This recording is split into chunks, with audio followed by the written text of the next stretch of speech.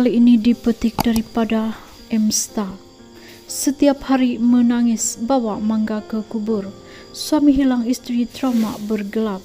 Berhenti kerja selepas cuma dapat 2 hari cuti paternity. Tular baru-baru ini kisah seorang suami dari Sabah yang mendakwa hanya diberikan cuti paternity selama 2 hari oleh majikannya. 4 hari selepas menimang bayi lelaki, Axel Jailon 31 menyedari istrinya Joanna Karagas 32 meninggal dunia selepas dia pulang bekerja pada waktu malam. Lebih pilu, dia menemukan mayat istrinya yang terbaring di dalam bilik di sisi bayi mereka yang sedang menangis dipercayai karena kelaparan. Sebulan selepas peristiwa duka itu, aktivis majikan terkenal Sabah Andrian Adi 27 turut berkesempatan menziarahi pemuda tersebut di kampungnya yang terletak di kota Marudu. Bayi lelaki pasangan itu lahir pada 4 Mei, istrinya ditemukan meninggal pada 9 Mei selepas abang Axel pulang bekerja. Lebih kurang sebulan selepas kejadian itu saya datang menziarahinya. Kata abang Axel, istrinya meninggal di rumah sewa mereka di daerah Penampang mendiang dikebumikan di kampung asalnya di kota Marudu. Selain datang ziarah, saya juga bawa sumbangan keperluan untuk dia dan anaknya. Menurut abang Axel, dia buat 2 kerja sebagai pemandu lori dan pengawal keselamatan. Selepas istri meninggal, dia terus berhenti kerja dan balik kampung. Dia nak tunggu genap 100 hari kematian mendiang, baru cari kerja baru, ujarnya kepada Emsta. Dalam pertemuan penuh emosi itu, Axel turut mengimbas semula detik pilu ketika dia menemukan tubuh mendiang yang terbaring kaku bersebelahan bayi mereka. Abang Axel masih trauma sampai sekarang. Masa dia balik kerja, rumah berada dalam keadaan gelap.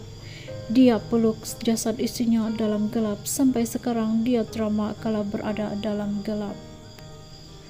Pada waktu itu bayi juga menangis. Abang Axel syak istrinya telah meninggal awal lagi. Sebelum dia balik kerja dalam pukul 8 malam. Namun mujurlah bayinya berada dalam keadaan baik-baik saja, cerita Eddie lagi. Selepas pertemuan di rumah keluarganya, Axel turut membawa Eddie untuk menziarahi kubur istrinya yang terletak di kampung Pandawahon, Marak Parak. Imbas Eddie, dia turut beremosi pada waktu itu melihat Axel yang tumpah air mata sambil duduk bersebelahan pusara mendiang istrinya. Lepas ziarah, dia dan bayinya abang Axel bawa saya ke kubur mendiang. Masa ziarah itu, suasana penuh dengan emosi. Dia memeluk kubur mendiang, memang betul-betul rasa kehilangan.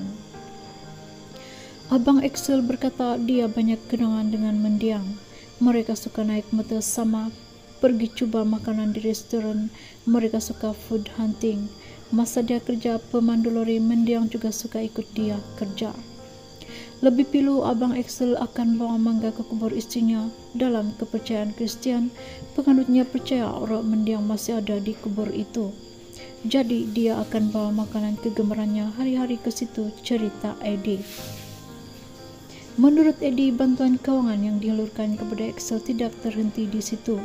Sebaliknya, dia terbuka untuk membantunya lagi pada masa akan datang. Eddie turut berkongsi video pertemuannya dengan Axel sehingga dia menerima ratusan komen daripada netizen yang bersimpati dengan kejadian berkenaan. Walaupun tak kenal, tapi sangat terkesan baca kisah Axel ini. Sayangnya, suami kepada istrinya, semua kesukaan istri suami ingat, tulis beberapa netizen. Sekian info hari ini, terima kasih.